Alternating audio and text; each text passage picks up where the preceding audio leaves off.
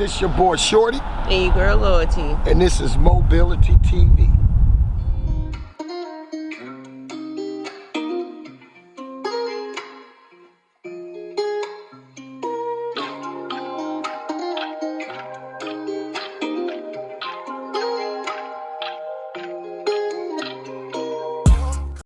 What's up, everybody? Once again, Moebility TV. Hey, guess what? We got us a special guest here. You know what I mean? Go ahead and introduce yourself, brother. Yeah, this your boy Shorty. You know, originally born from Cleveland, Ohio, but came to Seattle. You know, and Seattle's my second home. You know what I mean? Okay, so Shorty, let's get back to that, bro. Okay, you say you're from Cleveland. Let's go back to a little Cleveland background. What schools did you go to?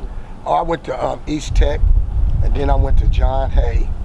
Then, of course, you know, the streets got a touch of a brother, and I went down that path of the street life, and I ended up here in Seattle, Washington. Okay, so hold on, time out. Okay, so you was born and raised in Cleveland. Yeah. You went to high school in Cleveland. Yeah.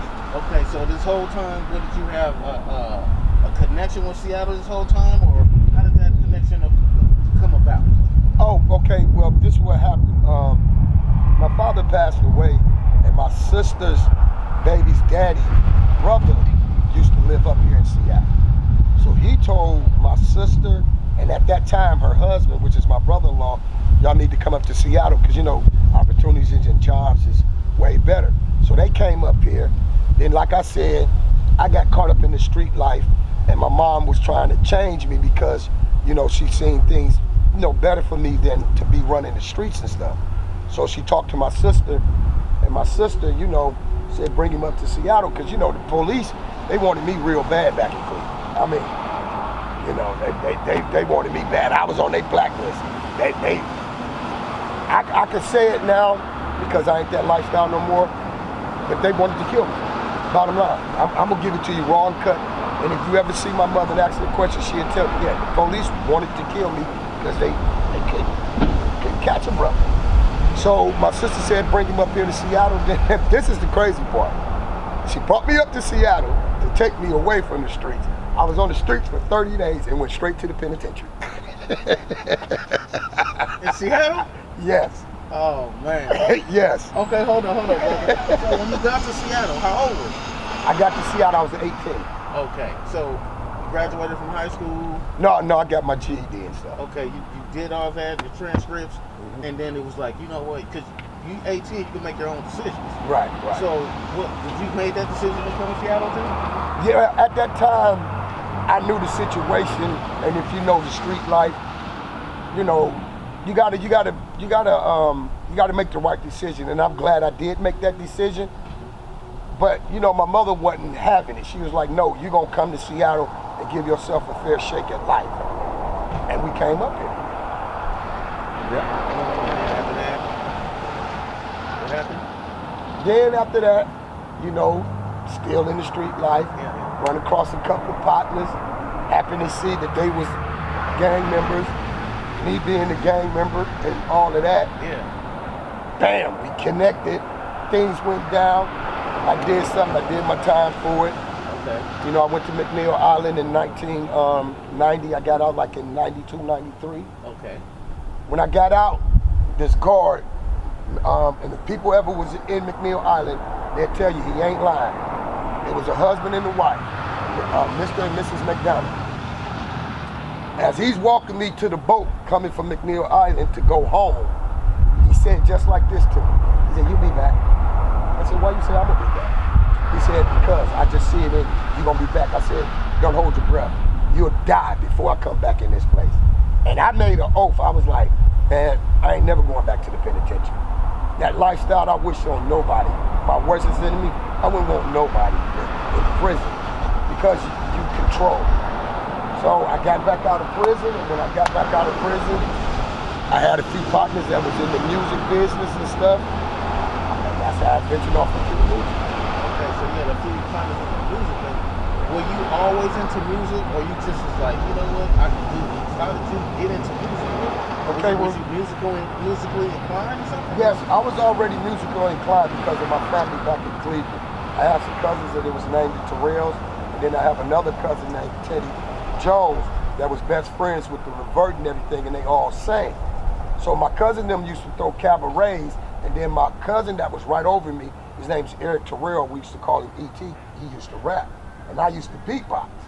You know, he used to rap, I used to beatbox, and his partner Uno used to beatbox.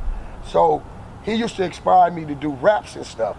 So he used to help me and my best friend named Michael Bursey out, and we had this group called Radio and Dynamite. Mike was the rapper and I was the beatboxer. My beatboxing name was Radio. So musically inclined, I was already around it. Like my uncle, Freddie Arrington, he used to be an entertainer and all of that. He used to host for Gladys Knight and all of them. I got photos with my mom with Gladys Knight and them, bringing them in town. The same stuff that I'm doing now, my uncle Freddie Arrington was doing the exact same thing.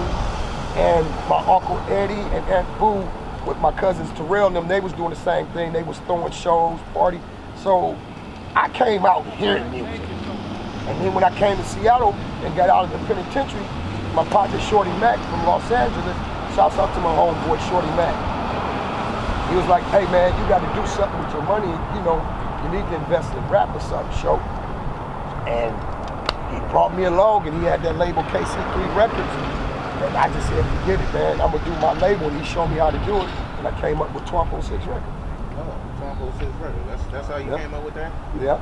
Okay, so like you said, you took over 1206 Records. What was your positions in that record? I was the CEO. I was the owner and the manager. Okay.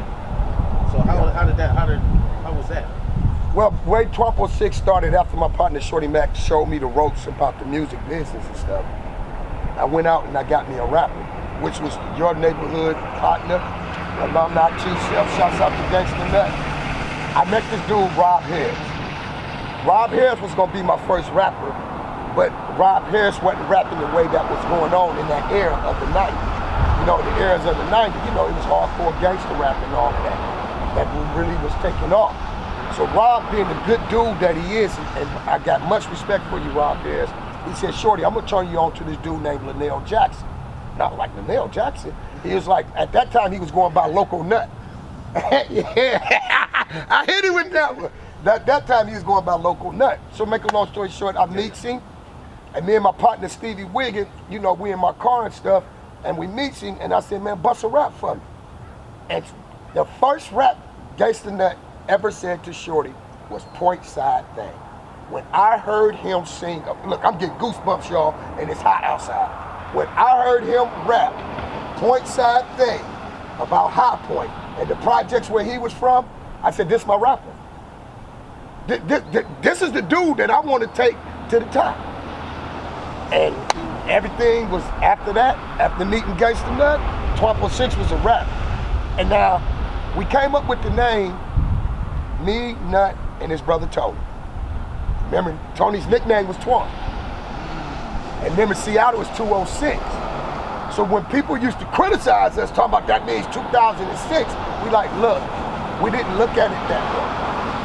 Nut's brother name was Twunk, and Seattle area code was 206. So we put the Twunk and the 06 together, so it made it say Twump 06. So we was giving love and respect to Nut's brother because Nut was the king piece of 1206 label. So it was just Nut? Give me a roll call, 1206 roll call. Okay, first it was Gangsta Nut, then it was Simi, then it was Riddler, then it was Sarcastic, then it was C-Bone, then it was Chef and Darren, and Darce One. Rest in peace to Darce One. How far did 206 go? Okay, I'm glad you brought this up. My cousin, y'all know him, Calvin Arrington, AKA Squeak Nutty Boy. He was protesting in front of Cube 93 because Cube 93 really wasn't giving it to the local rappers at that time. They wasn't seeing no marketing in it. Now that I know how to talk the language and everything, they just really didn't see no marketing in it.